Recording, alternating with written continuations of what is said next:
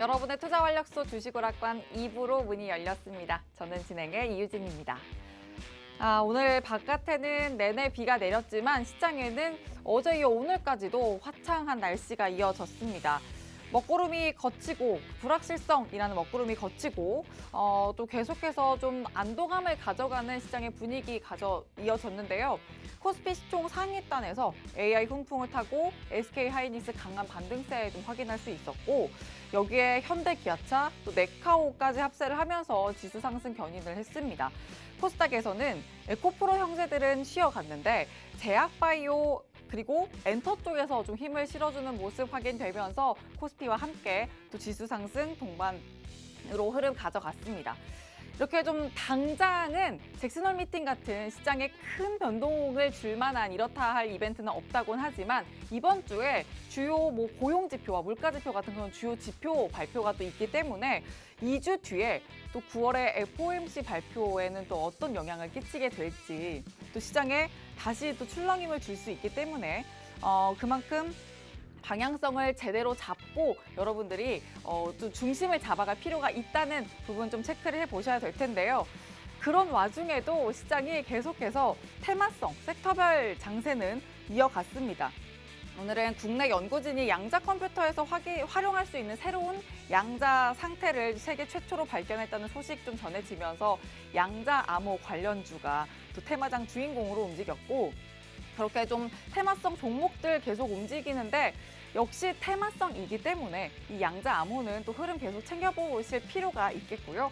또 AI 관련주부터 국무회의 이슈 통해서 움직였던 교육, 출산, 치안, 그리고 콘텐츠까지 이 부분들 당장 내일장에서는 또 어떤 흐름, 그리고 어떤 주도 섹터가 가져갈 수 있는지 여러분들 포트를 상승장으로 가져갈 수 있는 섹터 종목은 무엇일지 저희와 2부에서 더 세밀하고 기민하게 한번 이야기 나눠보시죠.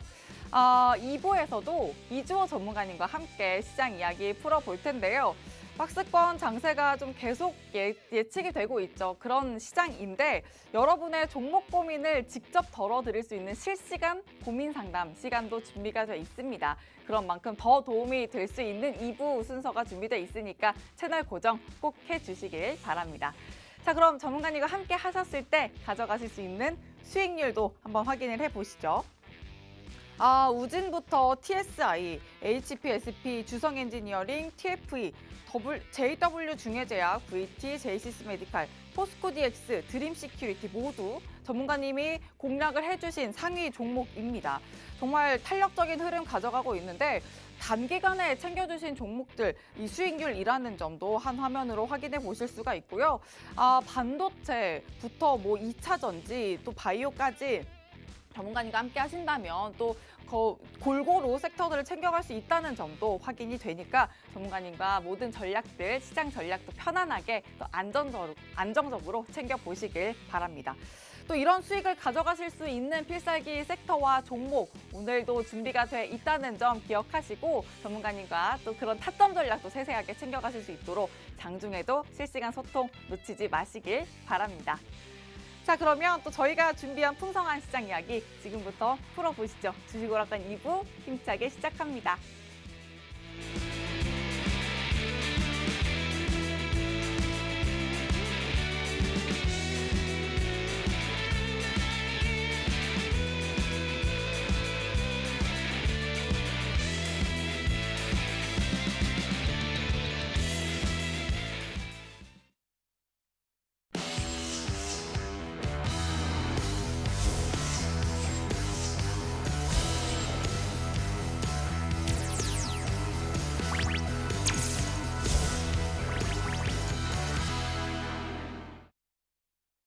네, 시청자분들 반갑습니다. 자, 2부로 돌아왔습니다. 자, 일단 지금 다른 얘기는 안 하고요. 일단 중요한 것부터 말씀드릴게요. 지금 이번 주에 코스피, 코스닥이 계속적으로 상승이 나왔던 부분들, 지금 지난주 잭슨홀 미팅 소화하면서 상승 나와주는 부분 굉장히 긍정적으로 볼 수 있겠고요. 특히나 이제 미중 갈등에 대한 부분들이 좀 해소될 가능성, 그리고 리오프닝주들 다시 한번 움직이면서 지금 우리나라 증시는 정말 뭔가 막 방향성이 뚜렷하기보다는 좀 약간 뭐 민기적하는 느낌입니다. 그리고 오늘 사실 시총 상위 종목들 위주로 대형주 위주로 수급이 들어왔기 때문에 그 와중에서 만약에 내가 단타 뭐 테마주들 잘 잡아서 수익을 낼 수 있다면 좋겠지만 대부분 투자자분들께서 그런 테마주 잡으려다가 오히려 손실을 보시거나 또 힘들어하시는 분들이 많으실 것 같다라는 생각이 들어서 오늘 2부에도 종목 상담 방송 준비했고요. 노란톡방 들어오셔서 종목명 그다음에 비중 평단가 올려주시면은 제가 계속적으로 종목 상담을 해드릴 수 있도록 하겠습니다. 자, 일단 이번 주 증시 체크 포인트 먼저 얘기를 해볼게요. 우선 아까도 말씀드렸지만 잭슨홀 미팅 이후에 지금 매물 소화 과정이다라고 말씀을 드렸는데 파월 의장은 제가 앞서도 말씀드렸지만 결국에는 자기의 입장을 바꾸지 않았습니다. 뭐 우리가 잭슨홀 미팅 하기 전에 중립금리 얘기를 나왔고 뭐 예를 들어서 기대 인플레이션, 목표 인플레이션이 2%대면은 코로나 이전 기준이 아니냐 뭐 이런 얘기들이 많았었습니다. 근데 파월 의장은 단호하게 그런 모든 것들을 다 끊어내면서 중립금리에 대한 생각은 변함이 없다. 뭐 얘기하지 마라. 이런 식으로 단호하게 얘기했거든요. 그러면서 경제 지표들을 확인하고 각종 지표들을 통해서 추가 금리를 해야 된다고 한다면 할 것이다라고 언급을 했습니다. 근데 왜 시장은 반등이 나왔을까요? 그거를 한 번 더 돌이켜서 생각해 보면요. 지난번 FOMC 그리고 파월 의장이 23년도에 했던 얘기들이랑 다를 바가 없었다라는 부분입니다. 그리고 만약에 여기서 더 매파적으로 얘기를 했다고 한다면 시장 충격이 좀 있었을 것 같은데 사실 더 매파적이라기보다는 자기의 어떤 회피성 발언들을 했다라는 의견이 지배적입니다. 무슨 말이냐면 파월 의장이 이런 얘기를 했었습니다. 이제 올해 안에 한 번 정도 추가 금리 인상할 수 있다. 이런 얘기들을 계속했는데 이번에도 마찬가지였습니다. 경제 지표의 상황을 고려를 해서 금리 인상을 할 수도 있다. 그리고 올해 연내 금리 인하는 없다라고 얘기를 했는데 이게 파월 의장이 제가 봤을 때는 그렇게 생각합니다. 추가 금리 인상 여지를 남겼던 이유는요.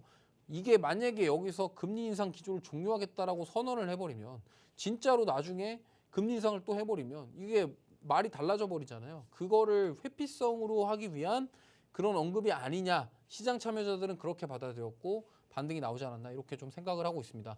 어쨌든 뭐 이래나 저래나 미국 증시가 올라가고 뭐 그렇게 하면서 우리나라 증시도 반등이 나오긴 하지만 사실 요즘 같은 장세에서 미 증시가 상승하든 하락하든 거의 뭐 상관없이 국내 증시 그냥 따로 움직이는 느낌이 되게 많이 들거든요. 그렇기 때문에 이번 주도 남은 기간 동안 잘 대응하시고 다음 주도 잘 대응하셨으면 좋겠고 그로 인해서 도움을 드리도록 하겠습니다. 자, 그리고 지금 이번 주에 목요일날 금요일날 지표들이 여러 개 있어요. 특히나 이제 목요일날 중국 8월 PMI 지표 발표가 있고 그다음에 목요일날 저녁에 미국 7월 PCE 가격 지수 그리고 고용 지표까지 이러한 여러 가지 지표들이 중국 같은 경우는 경제 지표가 경기를 회복될 수 있냐 없냐를 판가름해주는 지표로 나타낼 거고요.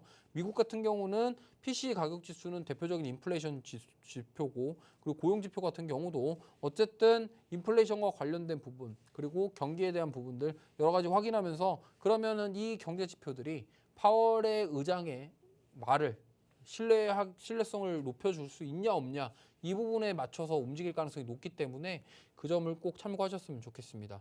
자, 그리고 코스피 일봉 차트입니다. 코스피 보시면은 이게 주봉이거든요. 올해 1월부터 정말 많이 올라왔습니다.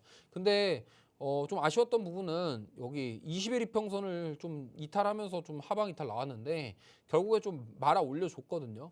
말아 올려주면서 지금 오늘 아마 종가가 2550선 위로 올라와서 마감한 걸로 알고 있는데 어쨌든 지금 만약에 이렇게 무너졌지만 다시 2650선까지 충분히 올라갈 수 있다라고 보고 있고 지금 전저점 이탈하면서 좀 깨지긴 했습니다만 아직까지 막 이렇게 하방 이탈 세게 나올 정도는 아니라라고 판단을 하기 때문에 너무 걱정하지 마시고 지금 우리가 걱정해야 될 부분은 지수가 빠지고 오르고가 아니라 자꾸 초전도체부터 시작한 맥신, 초전도체, 후쿠시마 오염수, 양자모 이런 흘러가는 그 테마 사이클 테마주들 사이클에 우리가 탑승을 해가지고 여기서 손실 저기서 손실 계속 손실만 나는 부분이 가장 큰 문제입니다. 그러니까 이렇게 지수가 계속적으로 흔들 때 위아래로 방향성 없이 흔들 때는 오히려 뚝심 있게 좀 차분하게 앞으로 좀 길게 보시고 상승 나올 모멘텀 있는 종목들을 모아가시는 전략을 세우시는 게 좋겠다 말씀드리고 싶고요.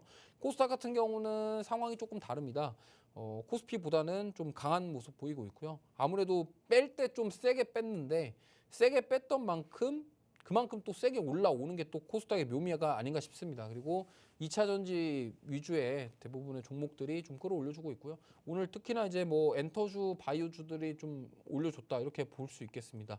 대부분의 엔터주, 바이오주들이 코스닥에 포진되어 있기 때문에 그렇게 참고하시면 좋겠고요. 자, 어쨌든 지수는 지금 계속적으로 상승과 하락을 반복하고 있습니다. 이 와중에서 앞으로의 방향성 우리가 예측하기 쉽지 않습니다. 하지만 지수가 오르고 빠지고 중요하지 않아요. 그러면 지수의 영향을 뭐 물론 안 받을 수는 없겠지만 그럼에도 불구하고 상승 모멘텀 있는 종목들 잘 모아 가셨으면 좋겠고요. 오늘 끝에 제가 필살기 종목 말씀드리겠지만 그 전에 종목 상담 통해서 제가 대응하기 힘드신 분들 한 분 한 분 제가 종목 상담 해드리는 시간 갖도록 하겠습니다. 네, 시장 전반적인 틀 잡아주셨습니다. 일단 잭슨홀 미팅 이후에 좀 매물 소화 과정을 거치는 지금 시장이다. 이렇게 잡아주셨고 주요 지표 챙겨보는 한 주가 됐으면 좋겠다 말씀해 주셨습니다. 특히나 요즘 테마 장세가 이어지는데 이 안에서 흔들리지 않고 좀 중심 잡아가는 전략 꼭 챙겨보자 말씀해 주셨으니까 이조 전문가님과 시장 전략 중심 있고 뚝심 있게 챙겨보시길 바랍니다. 자, 그러면 이제 전문가님과 함께 종목 상담 순서로 이어가 볼 텐데요. 전문가님, 네. 그 뚝심 있는 전략 이제 챙겨주시려고 종목 상담도 실시간으로 해주실 거잖아요. 네. 좀 힘을 내서 해주셨으면 네, 좋겠어요. 알겠습니다. 네, 시장이 지지부진하다고 전문가님도 이렇게 힘이 빠지시면 안 되니까 네, 알겠습니다. 웃으면서 첫 번째 사연부터 종목 네. 상담부터 해보겠습니다. 희망님이 남겨주신 고민인데 저스템 16,695원에 매수를 하셨네요. 25% 비중이고 부탁드립니다. 2만 원 부근에서 진입을 했고 물 타고 또 탓하고 하시는데 희망적인 코멘트였으면 좋겠네요. 어떻게 또 판단하실까요? 일단 여기가 이제 이것도 반도체 기업이고요. 근데 여기는 시가총액이 좀 작습니다. 어쨌든 아까 우리 첫 번째 필살기 종목 얘기할 때 얘기했었죠. 이 종목도 똑같거든요. 지금 6월 달부터 빠지기 시작해서 2달 동안 계속적으로 조정을 받는데 제가 봤을 때는 개인적으로 과대 낙폭이라고 보고 있어요. 지금 보시면은 이 자리 볼게요. 이 자리 상장한 지 얼마 안 된 종목인데 이 13,200원, 13,500원 이 자리를 지켜주고 있습니다. 지금 보시면은 이때 과거에 이때 저항받았던 부분들 돌파 나오면서 상승 나왔고 그 다음에 상승 나온 다음에 옆으로 횡보하다가 결국엔 무너졌거든요. 근데 제가 봤을 때는 이 13,500원짜리만 무너지지 않는다면 조금 더 가져가서 보셔도 될 것 같고요. 근데 문제가 여기를 이탈을 하면은 이거는 비중을 줄이셔야 됩니다. 왜냐하면 지금 25%면은 비중이 꽤 큰 상황이고 추가 매수 하셨기 때문에 조금 위험할 수 있어요. 왜냐하면 손실이 커질 수 있기 때문에 지금 만약에 여기서 반등이 나와서 16,000 평단가 부근 16,695짜리 올라오면요. 비중을 확 줄이세요. 지금 25%인데 15% 정도 덜어내시고 10%만 가져가셨으면 좋겠고요. 그 다음에 이 만약에 13,500원 여기 이탈해버리면은 이거는 비중 축소하시고 다음을 기약하셔야 되는 상황입니다. 근데 제가 봤을 때는 일단 지금 외국인들 수급 자체는 나쁘지 않아요. 근데 시가총액이 좀 낮은 부분들 이런 부분들 좀 뭐 조금 부담스러운 상황이고요.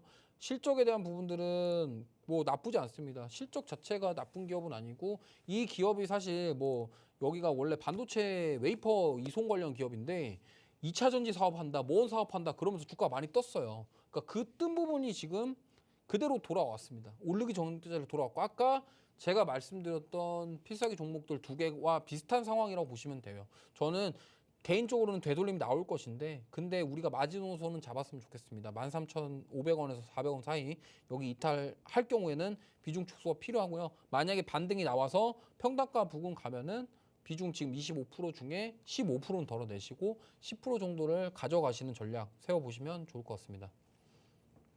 네, 비중 꼭 챙겨보시길 바라고요. 낙폭과대이긴 하지만 좀 전문가님 잡아주신 이탈선 꼭 유의해 보시길 바랍니다. 자, 두 번째 넘어가겠습니다. 아이디어 프로도 님이 남겨주신 종목 고민이고 수성 셀바시온이네요. 1,228원에 매수하셨고 비중 10%입니다. 수성셀바시온 지금 799원의 종가 마감을 했어요. 네. 어떻게 보실까요? 이거는 사실 좀 네. 개인적으로 제가 좀 별로 이렇게 썩 선호하지 않는 종목입니다. 왜냐면 음. 일당은 시총 1,000억이 안 돼요. 네. 그리고 물론 여때 과거에 코로나 때 정말 많이 주가가 올랐었거든요. 코로나 이전에 과거에 뭐 이때 많이 올랐었는데 이때도 한번 올랐었어요. 코로나 이후에 코로나 치료제 뭐 비강 스프레이 뭐 이렇게 해가지고 올랐었는데 결국에는 뭐 무상증자 이런 거 하면서 유상증자 하면서 많이 빠졌고 다시 주가는 1,000원 밑으로 지금 내려왔다 이렇게 보시면 되겠고요. 여기서 반등이 나오기가 쉽지 않아 보입니다. 왜냐면 상승할 모멘텀 자체가 여기는 없어요. 왜냐면 코로나 관련 이슈로 올랐고 그 이후에는 뭐가 없어요. 뭐 올라올 모멘텀이 없기 때문에 지금 제가 봤을 때는 적어도 어떻게 보면은 과대 낙폭이다라고 볼 수 있거든요. 왜냐면 지금 차트 보시면은 2020년도 이때 코로나 때가 주가가 375원이었습니다. 근데 코로나 치료제 때문에 10배 올랐다가 그대로 돌아왔거든요. 그래서 만약에 이게 700원 지금 799원인데 진짜 만약에 750원 선 이탈을 하면은 이거는 다 손절하셔야 된다라고 보고 있고 만약에 반등이 나오더라도 제가 봤을 때는 1,000원 구간에서 이거는 손실 보시더라도 손절하시는 게 좋다. 저는 차라리 이 종목보다는 이러한 종목보다는 오히려 다른 종목으로 좀 교체하시는 게 더 좋아 보이고요. 지금 이러한 종목 같은 경우는 지금 보시면은 이렇게 변동성이 큰 종목 있죠. 조심하셔야 됩니다. 이게 한번 이렇게 크게 올랐다가 빠지는 종목들 그리고 이때도 보면은 세게 올랐다가 빠지거든요. 그러니까 이렇게 변동성이 큰 종목들 단기간 짧은 기간 동안 변동성이 큰 종목들은 주의하셨으면 좋겠고요. 지금 만약에 뭐 어떠한 이슈로 인해서 반등이 세게 나올 수는 있겠으나 제가 봤을 때는 정상적으로 어떤 뉴스나 뭐 그런 모멘텀 없이 급등이 나오기는 어렵다고 보고요. 그래서 오래 가져가시기보다는 손절에 대한 부분 그리고 좀 난 그래도 아까워서 손절 못하겠다 하시면은 760원 선까지는 보시고요. 거기 이탈하면 전량 손절하시고 만약에 반등이 나오더라도 1,000원대 구간에서는 다 털고 나오시길 바라겠습니다. 네, 좀 반등 나올 때 가져갈 수 있는 전략들 지켜보시길 바랍니다. 자, 다음 이어가 보겠습니다. 3기 EV로 남겨주셨는데 보니까 확순임이죠. 25,683원 매수가네요. 15% 비중 갖고 계신데 이 종목은 좀 탄력이 계속 어떻게 보면 연속성을 이어가진 않았던 종목이었던 걸로 제가 기억을 하거든요. 네. 어떻게 좀 진단을 하실까요? 이거는 그 3기에서 분사돼가지고 네, 2차 맞아요. 전지 쪽만 새로 신규 상장했거든요. 근데 이게 아마 지금 무상증자 공지가 나오면서 주가가 올랐던 부분이 이제 무상증자거든요. 3배, 그러니까 300% 무상증자 이슈가 있어가지고 올랐는데 제가 봤을 땐 이거는 좀 지금 위험한 상황입니다. 근데 이분 여기 매수하신 분이 사실 처음에 상장했을 때 매수를 하셨거든요. 그러다 보니까 이게 사실 기회를 못 잡으셨던 것 같아요. 탈출할 기회 자체가 없었어요. 그냥 사고 나서 주구장창 빠졌기 때문에. 근데 이 종목은 저는 사실 지금 단기로 봤을 때는 좀 힘듭니다. 왜냐면 이 무상증자 때문에 권리락 떨어지면서 어쨌든 주가는 빠질 거거든요. 그렇기 때문에 지금 권리락 전에 이게 오르냐 내리냐 이거를 판단하기가 좀 애매한 상황이에요. 왜냐면 사실은 뭐 1년 전쯤 해도 과거에 이제 무상증자 테마라고 해가지고 엄청난 종목들이 무상증자로 많이 올랐다가 그 종목들 다 어떻게 됐습니까? 무상증자로 올랐던 거 그대로 다 반납했거든요. 결국에는 무상증자 단기 이슈로 올랐던 종목들 똑같이 그렇게 될 가능성이 있기 때문에 조심하셨으면 좋겠고 근데 이분은 사실 뭐 예를 들어서 무상증자 뉴스 나왔을 때 사셨으면 다 파셔라 이러겠는데 사실 이거는 되게 오래 가지고 있었거든요. 사실 뭐 어떻게 보면 오래는 아니지만 7개월 정도 가지고 계셨기 때문에 이걸 어떻게 하냐. 저는 개인적으로는 말씀드리고 싶은 게 이거는 진짜로 그냥 딱 눈 딱 감고 손절할 거면 다 손절하시고요. 그게 아니라면 무상증자 권리락 떨어지고 나서 그러고 나서 추가 매수를 좀 고민해 보셨으면 좋겠습니다. 왜냐하면 지금 뭐 비중 자체가 15%라서 좀 부담스러운 상황이긴 한데요. 이거는 여기서 만약에 손절 못하면 이건 탈출은 해야 되거든요. 그렇기 때문에 비중을 추가를 하셨으면 좋겠는데 추가 매수하는 시점은 무상증자 권리락 떨어지고 나서 그 다음에 추가 매수를 하셔가지고 나오는 전략을 세워보시면 좋겠고요. 그게 아니라고 생각하시고 나는 진짜 이거 못 버티겠다 하시면은 오히려 지금 손절을 하시고 올라왔을 때 손절하고 종목 교체하시는 거를 추천드리고 싶습니다. 네, 3기 EV가 무상증자 이슈로 올랐던 종목인데 무상증자 권리락이 떨어진 후에 좀 추가로 매수를 하고 비중을 확대해 나가는 전략을 가져가시거나 아니면 좀 손절을 통해서 좀 덜어내는 전략을 세워주셨으니까 함께 전문가님과 좀 세밀한 전략을 가져가 보셨으면 좋겠습니다. 자, 다음 종목 이어가겠습니다. 포스코 스틸리온인데 송향기 님이 남겨주신 종목 상담이네요. 62,000원에서 매수하셨고 비중은 15%입니다. 포스코 스틸리온이면 포스코 그룹주인데 이번 포스코 그룹주 또 난리였을 때 혹시 매수를 하셨을까 싶어요. 그건 아닌 것 같고요. 매수가 보니까 뭐 나쁘지 않거든요. 62,000원인데 나쁘진 않아요. 근데 네. 이게 올라가기 전에 사서 안 판 건지 어. 내려올 때 산 건지는 모르겠습니다만 매수가가 나쁘진 않습니다. 그래서 뭐 어쨌든 제가 말씀드리고 싶은 거는 여기가 포스코 그룹주는 맞는데 철강이거든요. 지금 철강 쪽이 저는 이렇게 생각합니다. 대부분의 철강주들이 지금 주가가 바닥권에서 이제 뭐 움직임 없이 계속 횡보하고 있거든요. 근데 그 이유 가장 큰 이유 중에 하나가 중국에 대한 경기 둔화 우려. 중국이 경기가 회복이 안 되면서 사실 철강주들이 힘을 못 내고 있는 상황입니다. 근데 이 포스코 스틸리온은 좀 약간 별개로 좀 최근에 7월 달에 포스코 그룹주들 상승 나오면서 사실 많이 올랐던 건 사실이에요. 근데 올랐던 거 다 반납했고 내려왔는데 추세 자체는 나쁘지 않아요. 그래서 저는 오히려 이 종목은 보유하셨으면 좋겠고요. 이 추세만 이탈하지 않는다고 한다면 추가 상승 여력은 충분히 있다. 이 말씀을 드리고 싶습니다. 그리고 뭐 수급적인 부분은 사실 뭐 썩 좋지는 않은 상황입니다. 근데 뭐 실적 모멘텀도 지금 실적 모멘텀 자체도 안 좋아요. 왜냐하면 안 좋을 수밖에 없는 게 중국에서 철강 소비를 가장 많이 하고 이렇게 하는데 거기가 지금 경기 둔화로 인해서 뭔가 잘 안 되다 보니까 실적 모멘텀도 사실 부재한 상황이에요. 그러면 우리가 기대해 볼 수 있는 거는 이거는 좀 진득하니 가져가는 수밖에 없거든요. 왜냐하면 이제 철강은 악재는 다 나왔다. 악재 진짜 나올 만큼 다 나왔고 이제 대표적인 철강이 시크릿컬 업종이기 때문에 그게 회복세가 일어나는지를 좀 기다려야 된다고 말씀을 드리고 싶고 지금 단가 자체는 나쁘지 않기 때문에 좀 비중도 괜찮거든요. 그래서 이 비중 그냥 그대로 들고 가셔서 오히려 좀 홀딩 하셔가지고 철강 회복될 때까지 제가 봤을 때는 좀 지켜보셨으면 좋겠습니다. 네, 포스코 스틸리온 관련해서 매수가 나쁘지 않다라고 의견을 주셨고 추가 상승 탄력도 보여질 수 있기 때문에 그래도 좀 보유해 나가는 부분으로 또 전략 세워주셨습니다. 자, 다음 종목 상담 이어가 보겠습니다. 오케이님이 남겨주신 종목 상담이고요. 연우입니다. 16,100원 매수가고 21% 비중 갖고 계신데 초보라서 고민이 되시나 봐요. 어떻게 하면 좋을까요? 이렇게 또 남겨주셨네요. 연우면 화장품 관련주인데 네. 어떻게 하면 좋을까요? 이건 좋아요. 좋은데 네. 문제가 이제 비중인데 20%거든요. 21%. 네. 그래서 저는 그냥 비중을 절반 정도 덜어내시고요. 음. 나머지는 가져가셨으면 좋겠어요. 지금 여기 연우라는 기업이 화장품 이제 포장용기 제조 판매하는 기업이거든요.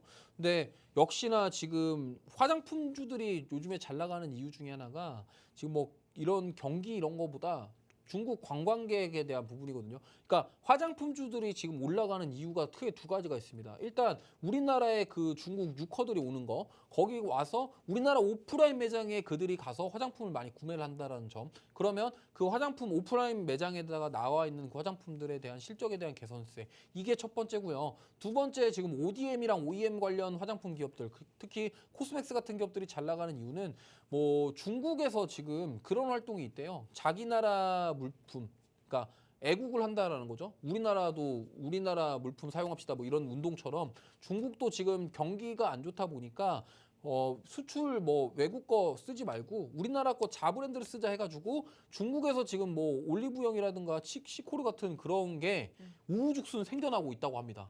저도 들은 얘기인데 그래서 그런 것들이 그럼 만약에 그 중국에서 그런 화장품 올리브영 같은 브랜드를 자체적으로 만든다고 치면 거기에 들어가는 화장품들을 중국에서 생산을 하겠죠. 근데 ODM이랑 OEM을 우리나라 코스맥스 같은 기업에서 이렇게 하게 되면은 오히려 ODM, OEM 쪽은 실적이 늘어난다. 이러한 관점으로 지금 코스맥스가 주가가 잘 가고 있는 거거든요.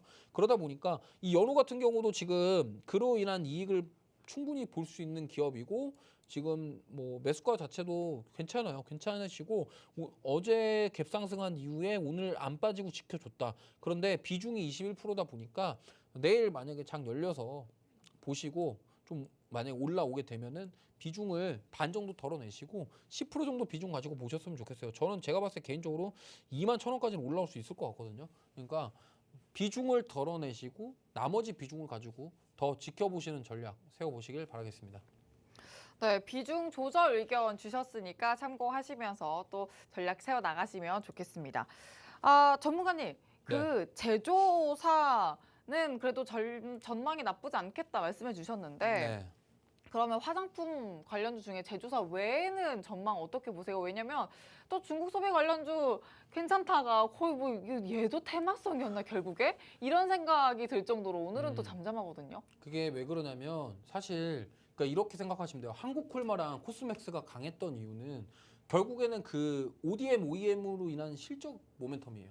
결국엔 코스맥스가 진짜로 과대납폭주였거든요. 그동안 주가가 계속 빠졌었고 근데 이번에 그 중국 유커들 그런 얘기 나오면서 실적에 대한 모멘텀이 부각이 돼서 올라왔는데 사실 저는 뭐 ODM, OEM은 그렇다 치더라도 다른 화장품주들도 저는 충분히 올라올 수 있다라고 봐요. 특히 저는 이제 좋게 보고 있는 종목은 클리오 같은 종목 좋게 보는데 클리오는 이제 여성분들께서 많이 아시겠지만 아세요? 색조. 알죠, 알죠. 네, 색조 화장품의 거의 뭐 탑 클래스라고 얘기를 하던데 저는 사용하지 않아서 모르겠습니다만 그래서 그런 색조 화장품 그러면 사실 클리오 같은 경우는 ODM, OEM 하는 회사는 아니거든요. 근데 그 색조 화장품 그러니까 우리나라에 방문하는 외국인들에 대한 그런 수요들 그런 것들이 늘어나면은 이제 실적이 앞으로 반영이 될 거라는 거죠. 그렇기 때문에 지금 사실 클리오 같은 경우도 많이 빠졌다가 지금 좀 반등이 나와주고 있습니다. 근데 그동안 지금 좀 답답한 흐름 보이고 있고 일부 화장품 종목들은 답답한 흐름 보이고 있는데 대표적으로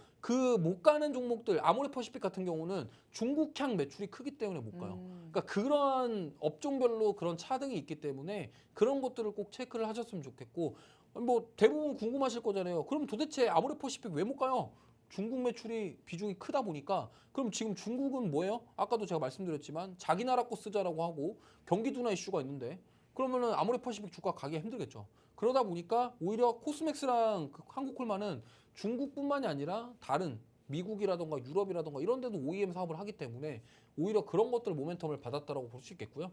그러면 결국에는 뭐냐면 중국의 경기 회복, 그다음 미중 분쟁 완화 이런 것들이 리오프닝주를 움직이게 할 거고 지금 이미 카지노주들이랑 롯데관광개발 이런 여행 그런 관련주들 카지노 호텔 관련주들은 올라가고 있단 말이에요. 그럼 그거와 더불어서 리오프닝 관련주들 움직일 때 화장품 추가로 갈 수 있다. 그리고 하나 더 말씀드리면 피부 미용 의료기기 특히나 클래시스, 제이시스 메디칼 이러한 종목들 그러한 종목들도 지금 계속 잘 가는 이유가 결국에는 사람들이 중국인들이 우리나라 와서 피부 미용한다 뭐 이렇게 시술을 받고 간다. 왜냐면 중국 사람들이 우리나라 여행 와서 성형 수술하기는 기간이 좀 짧잖아요.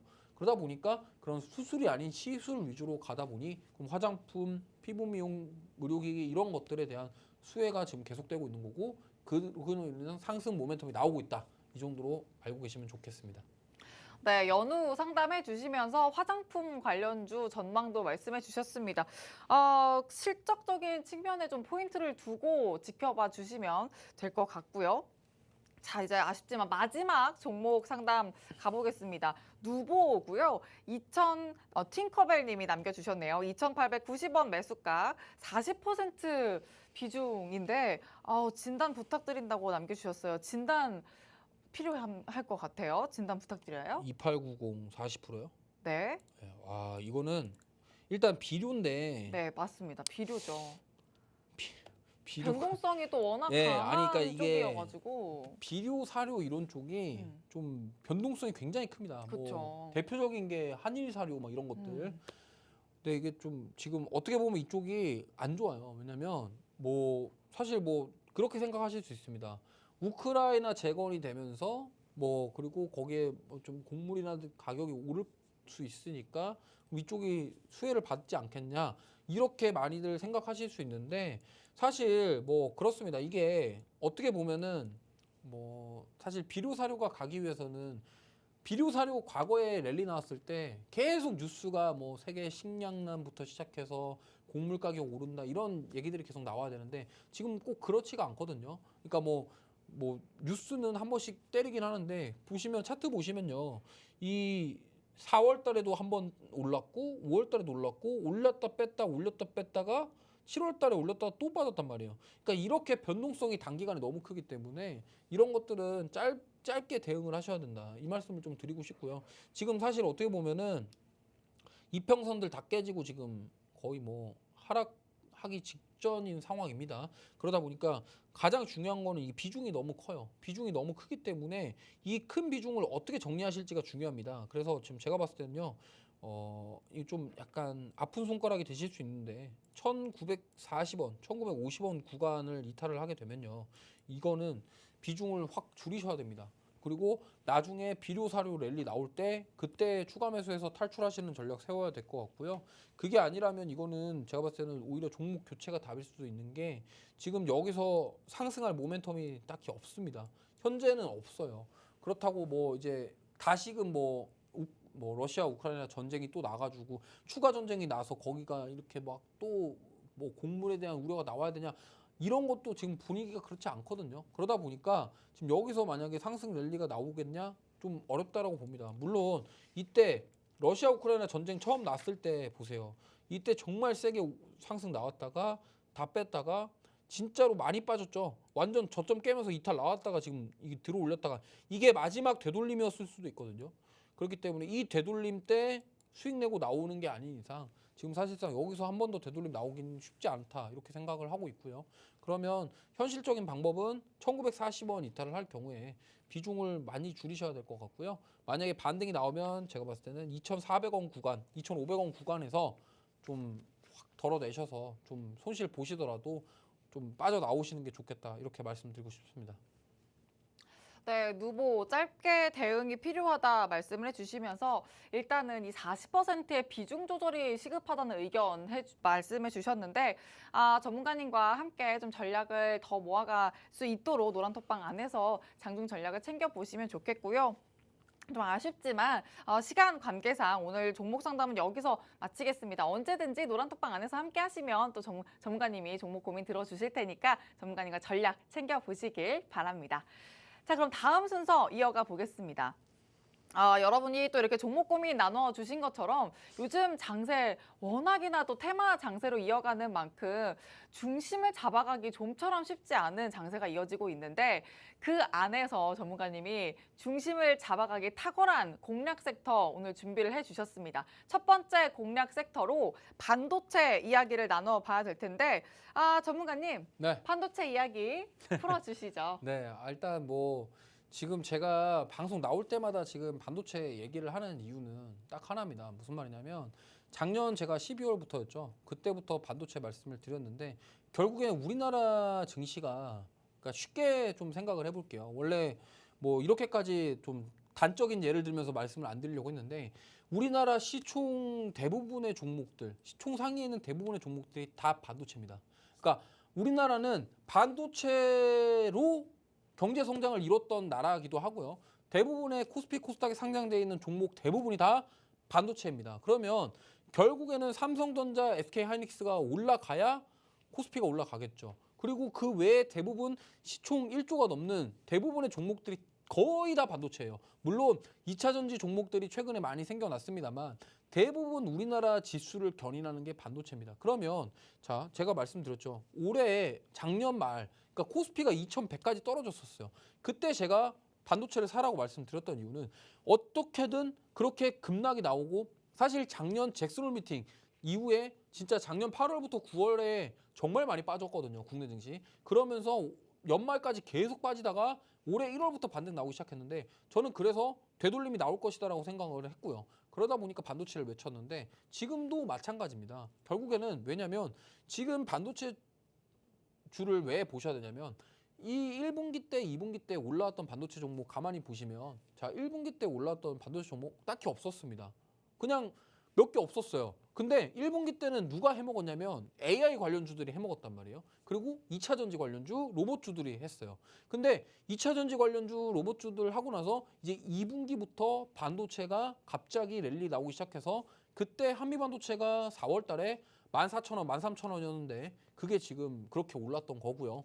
그리고 그때 반도체 랠리가 나왔던 이유가 바로 AI 반도체였죠. 그렇기 때문에 그게 시작이 됐는데 지금 가만히 생각해 보시면요. 그때 2분기 때 올랐던 종목들 대부분 다 후공정입니다. 전공정 장비주들 거의 안 올라갔어요. 그러면 저는 이제 안 올라갔던 반도체들. 그럼 그들이 올라가줘야 우리나라 코스피 지수가 2,700을 넘을 것이다 라고 생각을 하는 거고요. 그로 인해서 제가 계속적으로 반도체를 얘기하고 있는 겁니다. 물론 저도 2차 전지 좋아합니다. 2차 전지 좋아하는데 2차 전지는 너무 많이 올랐고 특히 양극재들이 다 해먹었어요. 그죠? 그러면 저는 2차 전지 말하고 싶은데 저 개인적으로는 2차 전지 보려면 이제 뭐 음극재를 보셔라. 동박을 보셔라. 전지박, 동박 봐라. 그다음에 뭐 전해액 봐라. 이러고 싶은데 그 양극재 빼고 모든 섹터들 2차 전지 다 바닥을 기고 있습니다. 그러다 보니까 지금 여기서 2차 전지를 막 공략하자 이렇게 말하기가 좀 쉽진 않아요. 근데 반도체 보세요. 반도체 꾸준하게 조정 안 받고 꾸준하게 올라가주는 효자 종목 중에 하나고 우리나라 중심이 지수의 중심이 되는 섹터이기 때문에 저는 꾸준히 반도체를 말씀드린 거고 근데 사실상 AI가 불을 지폈고 AI로 인해서 출발한 섹터 반도체고 결국에는 4차 산업을 가기 위해서 반도체는 필수적이기 때문에 저는 그렇게 말씀드리는 거다 이렇게 보시면 되겠고요. 그래서 오늘 필살기 종목 반도체 종목 말씀을 드리면 아까 뭐 언급은 하긴 했는데 지금 저는 ARM 나스닥 상장 이슈를 좀 기다려보고 있습니다. 결국에는 ARM 나스닥 상장을 이제 신청을 한다라는 뉴스가 나왔습니다. 그동안 ARM 뭐 나스닥 간다 이런 얘기들이 많았었는데 그냥 카더라였다가 이제 공식화가 됐죠. 그래갖고 소프트뱅크 손정희 회장이 결국에는 신청에 대한 얘기를 직접 언급했고요. ARM 최대 주주가 소프트뱅크이기 때문에 나스닥 상장 가능성은 저는 높다 이렇게 보고 있고요. 근데 그러면 아니 ARM이 상장하는데 왜 반도체 봐야 되냐? ARM이 바로 팹리스 기업입니다. 팹리스가 뭐냐면요. 보통 우린 뭐 시청자분들께서 이해하시기 쉽게 설명을 드리면 삼성전자, SK하이닉스, TSMC는 파운드리입니다. 반도체 중에서도 파운드리라고 공장에서 만드는 제조를 하는 걸 파운드리라고 하고요. 팹리스는요. 팩토리 없는 거 뜻이에요. 팹리스, 팩토리가 없다. 그럼 뭐예요? 공장은 없지만 반도체 설계만 한다. 그게 팹리스입니다. 그래서 엔비디아부터 시작해서 퀄컴, 뭐 애플, 여기 뭐 ARM 다 이게 팹리스 기업이고요. 그렇게 생각하시면 되겠고 그래서 결국에는 그 팹리스 기업에서 파운드리 쪽에다가 오더를 날릴 때 주문형 반도체로 미리 공유를 해요. 주문형 반도체가 뭐냐면요. 내가 이렇게 설계를 하는데 니네 내가 원하는 사이즈대로 다 맞춰서 만들어줘. 이거거든요. 그러면 주문형 반도체 주문이 들어오면은 파운드리 공장 입장에서는 야 이거 우리 거에 또 어떻게 설계 또 바꿔야 되지?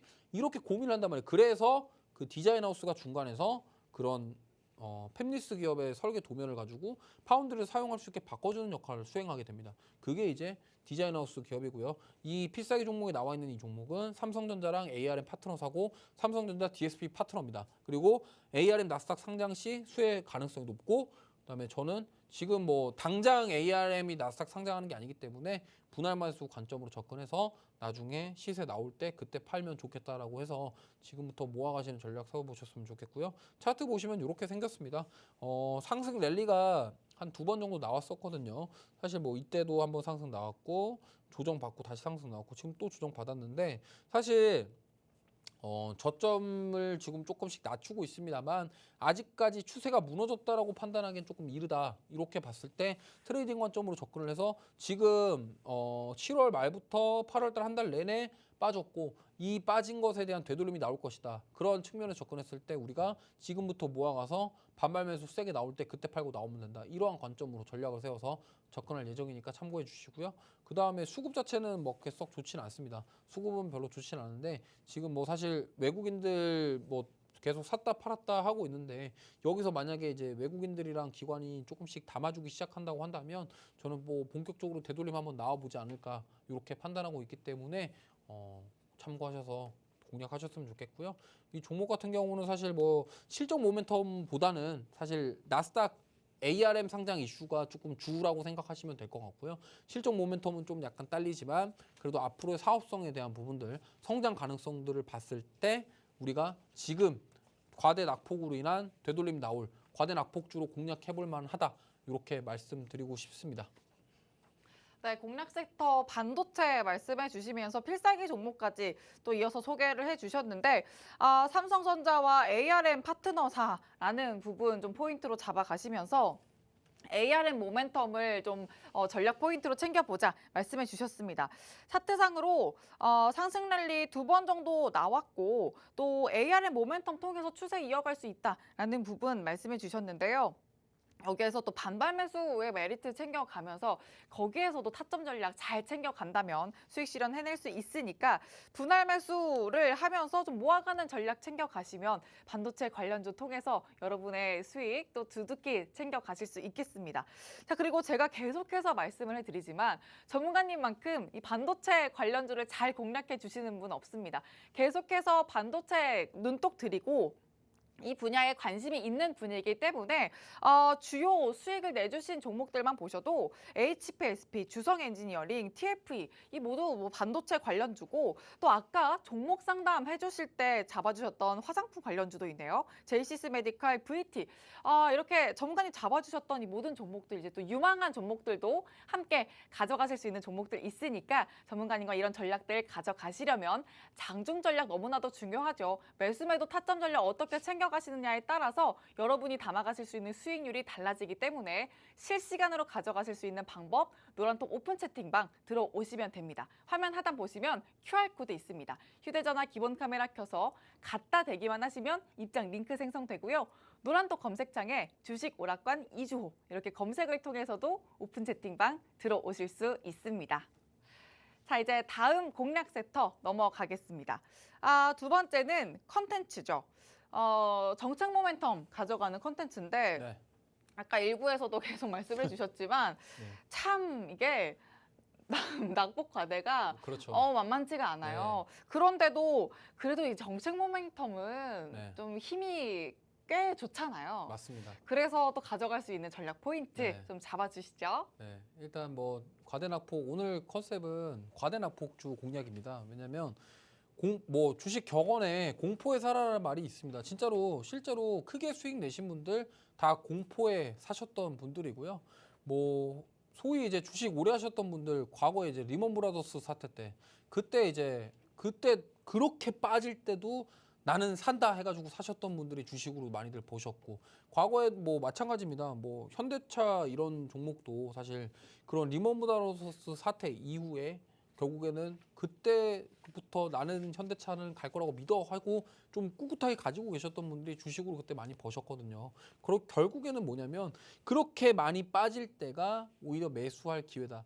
개인 투자자들이 이렇게 공포에 손절하는 시점이 오히려 진짜로 매수 기회일 수가 있다. 이러한 관점에서 이 두 번째 섹터는 접근하셨으면 좋겠습니다. 자, 콘텐츠 관련주인데요. 지금 2023년도 들어와서 콘텐츠 관련주가 굉장히 안 좋습니다.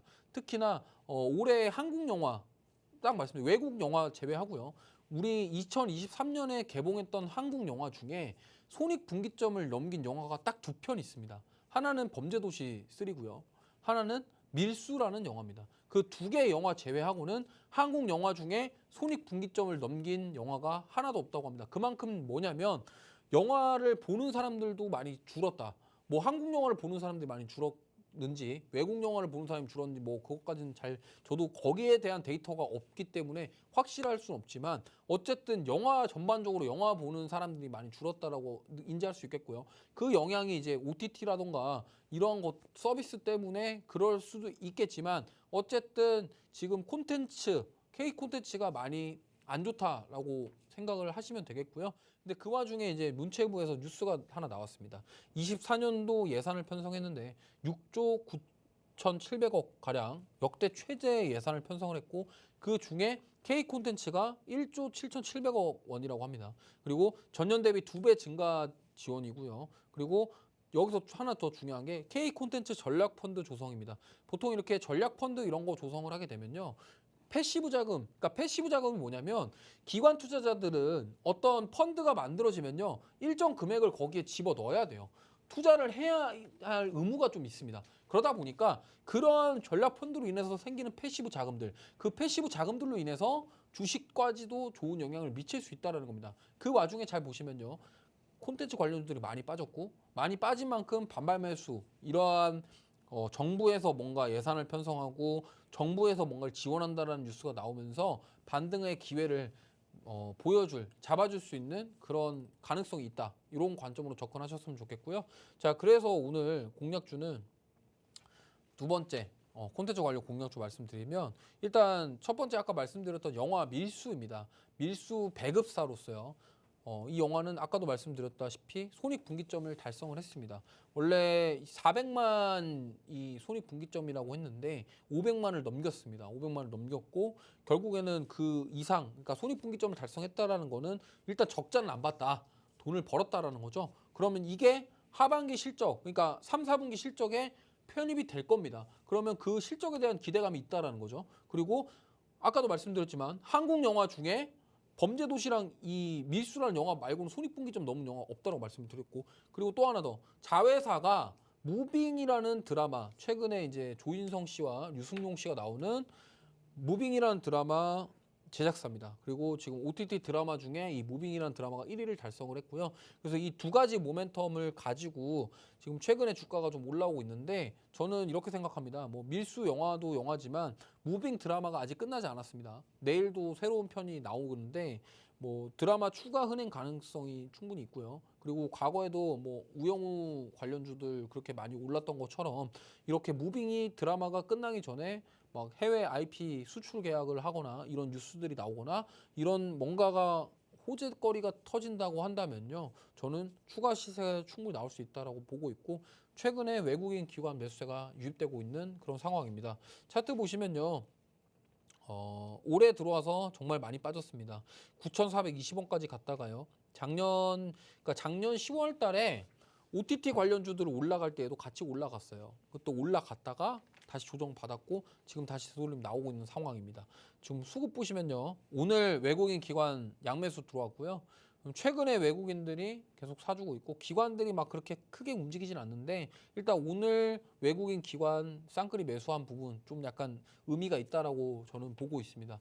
그렇기 때문에 보셨으면 좋겠고요. 실적 모멘텀은 얘도 아까처럼 좀 부재합니다. 실적 모멘텀 자체는 없지만 그래도 실적이 개선될 것이다라는 기대감이 심어질 수 있다라는 부분이죠. 왜냐하면 한국 영화 2편밖에 손익분기점 넘긴 영화가 없는데 그 중에 하나가 이 회사에서 배급한 영화이기 때문에 충분히 가능성이 있고요. 아까 드라마 무빙 만약에 IP까지 해외 수출 IP까지 체결이 된다고 한다면 실적이 잘 나올 가능성이 매우 높다. 3, 4분기 실적이 좋게 나올 가능성이 높다. 그런 모멘텀을 가지고 공략하면 좋을 것 같습니다. 그래서 오늘 말씀드렸던 이 두 가지 종목들 같이 공략하면서 수익 챙기고 싶으신 분들은 여기 화면 하단에 보시는 QR코드 찍고 노란톡방 들어오셔서 저와 함께 소통하시면서 함께 해보시길 바라겠습니다. 네, 두 번째 공략 섹터 컨텐츠인데요. 필살기 종목도 그 컨텐츠 관련주로 소개를 해주셨습니다. 밀짚 모자는 겨울에 사라는 말이 있죠. 이렇게 요즘 같은 테마 장세에는 더더욱이나 오르는 종목을 쫓기보다 저평가된 종목을 좀 가격적인 메리트를 살려서 매수하는 전략을 세우신다면 남다른 시세를 좀 가져가실 수 있는데 그런 전략으로 소개해 주신 종목이 오늘 필살기 종목 컨텐츠 관련주입니다. 밀수와 무빙으로 실적 기대감 가져갈 수 있고 최근에는 메이저 수급 포착됐다는 점 포인트로 가져가 보시면 좋겠고요. 차트상으로 봤을 때 많이 내려갔다 이런 생각 드실 수 있지만 오히려 좋다. 그래서 가격적인 메리트, 저점 매수 가능한 자리 잡아갈 수 있다. 이렇게 포인트 잡아주신 거니까 여러분들이 가져갈 수 있는 타점 전략 전문가님과 함께 하시면 탁월하게 가져가실 수 있으니까 가격 메리트 충분히 챙겨가시기 위해서는 이주호 전문가님과 이 컨텐츠 관련주 필살기 종목 꼭 챙겨보시길 바랍니다. 자, 첫 번째는 반도체 관련주, 그리고 두 번째 컨텐츠 관련주 이렇게 오늘 챙겨주신 필살기 종목 전문가님과 함께 꼭 챙겨가시면서 시장 이기는 전략 챙겨보시길 바랍니다. 자, 그럼 주식오락관 여기서 모두 마치도록 하고요. 저희는 내일 저녁 6시에 다시 찾아뵙겠습니다. 지금까지 드린 정보는 종목의 상승과 하락을 보장하지 않는다는 점 유의해 주시길 바랍니다. 시청해 주신 여러분 고맙습니다.